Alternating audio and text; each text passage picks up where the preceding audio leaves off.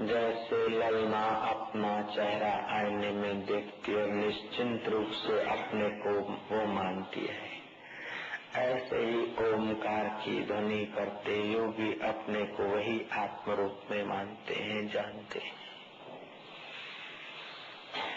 मदरूपे निरंजने, मुझ निरंजन स्वरूप में शोक कहाँ, भय कहाँ। एक बम तो क्या, सारे विश्व के बम आ गिरे तभी भी मुझ चैतन्य का बाल बांका नहीं होता है।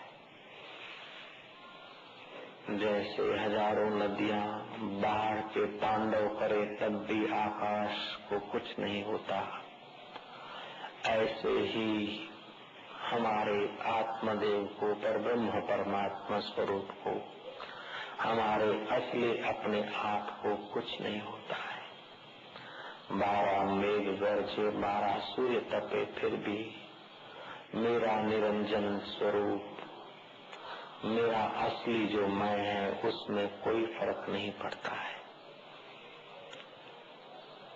दुनिया भर की अनुकूलताएं होने पर भी इस शरीर का शाश्वत कोई परमिट नहीं, और दुनिया भर की सब प्रतिकूलताएं आ गिरे तब भी मेरे स्वरूप में कोई घाटा नहीं पड़ता है।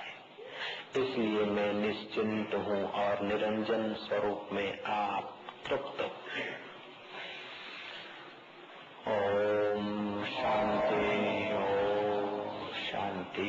अपने स्वरूप में शांति।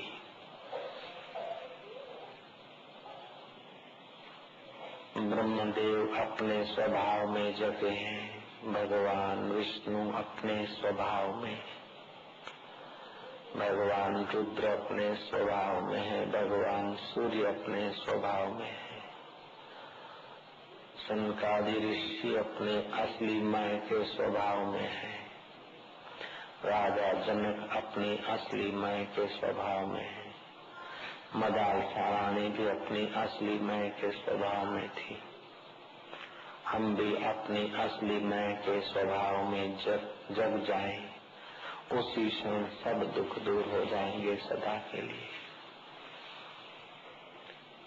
शरीर दुखालय है, लेकिन हम इस दुख से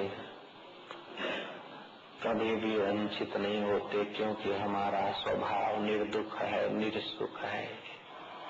सुख दुख देह और मन का ही संयोग है, इनके संयोग से इन्हें सुख दुख हो, लेकिन मुझे कोई बढ़ोती और घटोती नहीं होती। ऐसा मैं निरंजन रूप, आकाश स्वरूप, ज्ञान स्वरूप, व्यापक आत्मा हूँ।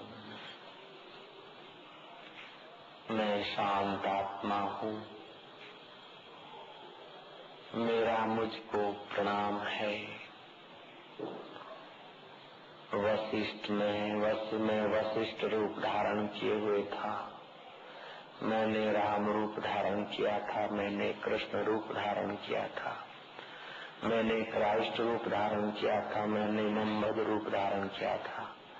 मैं अब राम तीर्थ का रूप धारण करके आया हूँ। मेरा उपदेश यही है कि तुम भी वही हो, ऐसा राम तीर्थ कहा करते थे। ऋषियों के आईने में मेरा नूर दर्शाया था, मुझी से शायर लाए थे। मैं कृष्ण बना, मैं कंस बना, मैं राम बना, मैं रावण था। अब वेद कसमें खाते हैं, हम क्या क्या स्वांग बनाते हैं। वेद कहता तत्वमसि, वो तू ही है, जो गैर दिख रहा है वो तू ही है। दूसरों की आंखों से तू ही देख रहा है, दूसरे के मन से तू ही सोचने की सत्ता दे रहा है। हे भोला मानव, आयनागार में तमाम शीशे जड़े हुए उस महल में राजा ने कुत्ते को बंद किया। एक ही कुत्ता था, लेकिन अनेक आयनों के कारण अपने को और कुत्तों से घिरा हुआ समझकर भौंक भौंक कर मर गया।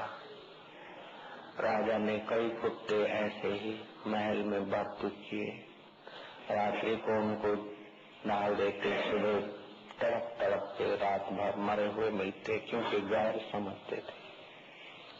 एक महात्मा का पाया हुआ अभेद के संस्कारों से भरा हुआ कुत्ता महात्मा ने जब राजा के उस आने से जड़ित खंड में भेजा तो वो कुत्ता पूंछ हिलाकर सब में अपना ही आपा देखकर मजे से भोजन खाकर सो गया। सुबह हुआ तो खुश मिजाज बाहर निकला। राजा महात्मा के पैर पकड़कर प्रार्थना किया कि ये ताजुब हुआ, आज तक जो भी कुत्ते गए तड़प तड़प कर मर गए, लेकिन ये तो खा पी के मस्त होकर तृप्त होकर बाहर निकला, क्या कहा? महात्मा ने कहा कि इसे अभेद ज्ञान था। आईने की अनेकता से तू अनेक नहीं हो जाता है, और आईने में जो दिख रहे हैं वो तेरे ही प्रतिबिंब हैं। ऐसा ज्ञान इसको था, उसलिए निश्चिंत था। अनेक में, अनेक आईनों में एक अपने को अनेक रूप में देखता है। एक होते हुए भी जो अनेक रूप में अपने को देखता है वो दुखी हो जाता है, लेकिन अनेक रूपों में दिखने वाले को अपना एक स्वरूप में जो जानता है उसके सब दुख दूर हो जाते हैं। अनेक में एक देखने वाले महापुरुष की जब वाघ और वरु पर, वाघ और बकरी पर नजर पड़ती है तो वाघ बकरी भी अपना वही स्वभाव, भय का स्वभाव बकरी भूल जाती है और हिंसा का स्वभाव वाघ भूल जाता है। सर्प पर नजर पड़ते ही सर्प का विष उस महापुरुष के लिए विष नहीं रहता है। भगवान शिव की ऐसी ब्राह्मी दृष्टि है। इसी कारण शिव जी के परिवार में विपरीत साधन होने पर भी सब में शांति और समता है। माता जी का वाहन बैल है, माता जी का वाहन शेर है, का वाहन बैल है, माता जी का वाहन शेर है और शिव जी का वाहन बैल है। शेर बैल को तो फाड़ डाले, लेकिन वहाँ समता है क्योंकि दोनों में एकत्व है। शिव जी के गहने सांप है और गणपति का वाहन चूहा है, लेकिन वहाँ सर्प चूहों को समाप्त नहीं करते।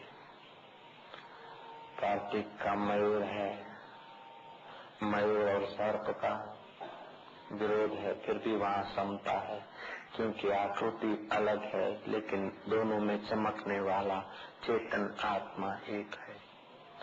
फ्रिज की डिजाइन अलग है और एम्पलीफायर की डिजाइन अलग है। फ्रिज बर्फ बनाता है, एम्पलीफायर आवाज बनाता है, लेकिन करंट दोनों में एक है।